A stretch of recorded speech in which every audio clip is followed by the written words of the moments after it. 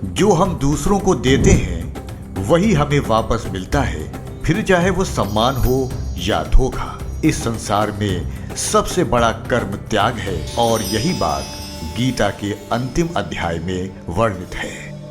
काम्यानः कर्मणः न्यासम संन्यासम कवयो विदुः सर्व कर्म फल त्यागम प्राहुस्त्यागम विचक्षणः त्याजम दोषवदित्य के कर्म प्राहुर्मनीषणः यज्ञ दान तपः कर्मणा त्याज्यमिति च परे।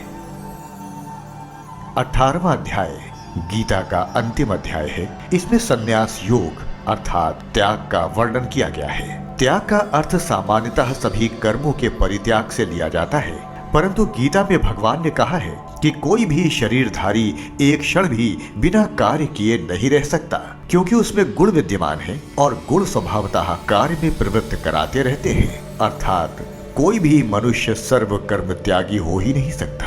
इसलिए गीता में शास्त्र विहित कर्मों के त्याग को श्रेष्ठ करना बताकर कर्म फल के त्याग को श्रेष्ठ बताया गया है। निष्काम कर्म योग की प्रतिष्ठा ही गीता की विशेषता है। सभी प्राणी फल भोग की इच्छा के कारण ही सारे दुख उठा रहे हैं, अतः दुख को समाप्त करने के लिए इस इच्छा का त्याग अति आवश्यक है। गीता पूर्णतः ब्रह्म विद्या का ग्रंथ है। जैसे विज्ञान में थ्योरी को जानने का महत्व तभी है जब उसे प्रैक्टिकल द्वारा समझा जाए, उसी प्रकार गीता की थ्योरी को बिना प्रैक्टिकल किए अर्थात बिना जीवन में उतारे पूर्ण रूप से नहीं जाना जा सकता। बिना कर्म के प्राप्त ज्ञान अंधा होता है और कर्म ही ज्ञान की दृष्टि है। इसलिए गीता में ज्ञानी होकर कर्म फल की आशा से रहित कर्म करने पर बल दिया गया है। ज्ञानी जानता है कि मेरे द्वारा किए गए कर्म का कर्ता मैं नहीं हूँ, इस प्रकार उसका अहंकार नष्ट हो जाता है तथा समस्त कार्यों के कर्ता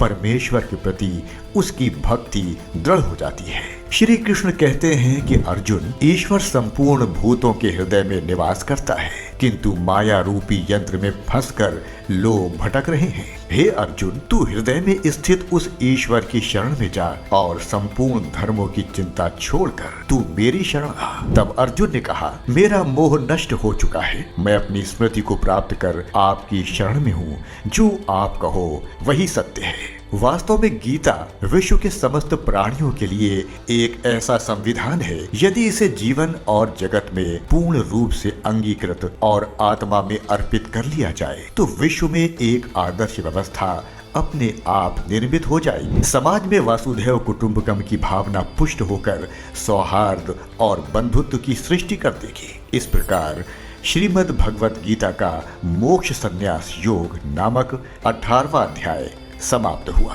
अन्य सभी अध्यायों के सार के लिए जुड़े रहें गीता ज्ञान श्रृंखला में भारत माता चैनल के साथ।